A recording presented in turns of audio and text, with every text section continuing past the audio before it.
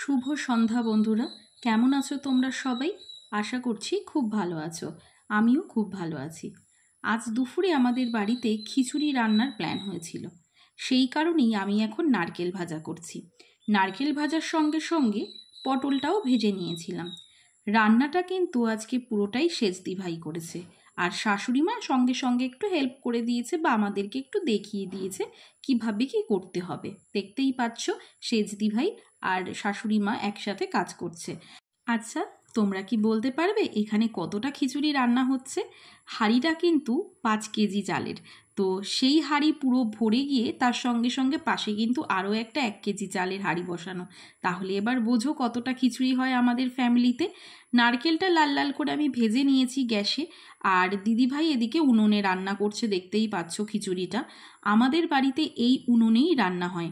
যেহেতু আমাদের joint family, তো সেক্ষেত্রে গ্যাসে রান্না করে কিন্তু আমরা সামলাতে পারি না, সেই কারণেই কাঠে রান্না হয়। এই দেখো খিচুড়ি কীরকম টকবক করে ফুটে এসেছে, আর ওই পাশের হাঁড়িটাতেও প্রায় ফুট এসেই গিয়েছে। খিচুড়ি রান্না করতে গেলে কিন্তু রাঁধুনিকে প্রচুর পরিশ্রম করতে হয়। যেহেতু এত বড় হাঁড়ি, সেই হাঁড়ি নাড়াচাড়া করতে, হাঁড়িটা তুলে রাখতে খুব সমস্যা হয়, যেটা আজকে আমি নিজের চোখে দেখলাম যে সেজদি ভাইয়ের কতটা কষ্ট হচ্ছিল হাঁড়িটা তুলতে। ছোটো খুন্তি দিয়ে কোনোভাবে নাড়ানো যাচ্ছিল না, সেই জন্য দেখো একটা বড় খুন্তি বের করেছে। আর আমি এদিকে নারকেল আর পটল ভাজার পর শুকনো লঙ্কা ভেজে দিচ্ছি, কারণ আমাদের এই বাড়িতে শুকনো লঙ্কা ভাজা দিয়ে খিচুড়ি খেতে খুব পছন্দ করে। তো খিচুড়ির মধ্যে এবার ভেজে রাখা পটল আর নারকেলটা দিয়ে দিচ্ছে একটু একটু করে। যেহেতু দুটো হাঁড়ি, এই বড় হাঁড়িটাতে দেওয়ার পরেও ছোট হাঁড়িতে দিতে হবে, সেই কারণে একটু বুঝে বুঝে দিতে দিল। এই খিচুড়ি রান্নাটা কিন্তু আমি কখনোই করিনি, বড়দি ভাই করে সব সময়। আজকে বড়দি ভাই করেনি, আজকে সেজদি ভাই করেছে। লঙ্কা ভাজার পরে আমি কিন্তু বাদামও ভেজে নিয়েছি। বাদাম ভাজা দিলে কিন্তু খিচুড়ি খুব ভালো লাগে খেতে। এবার তোমরাই বুঝে দেখো, বাদাম ভাজা, নারকেল ভাজা, তারপরে আরও কত কী দিয়ে খিচুড়ি হয়। যত জিনিস দেবে ততই তো খেতে সুন্দর হবে, তাই না?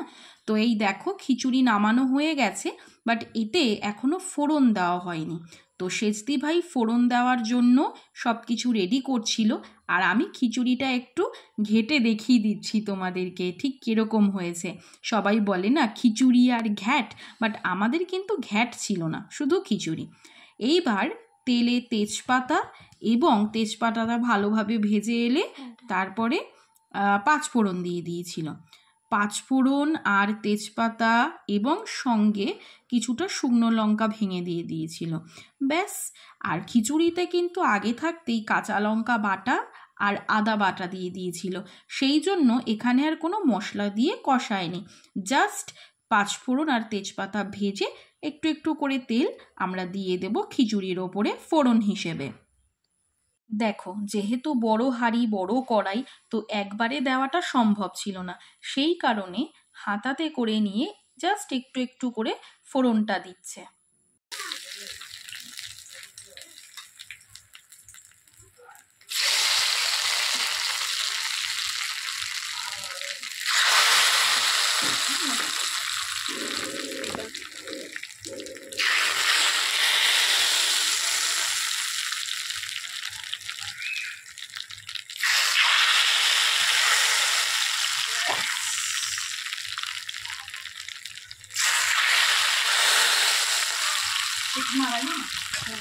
খিচুড়িতে মুগ ডাল এবং মটর ডাল, এই 2 ধরনের ডাল দেওয়া হয়েছে।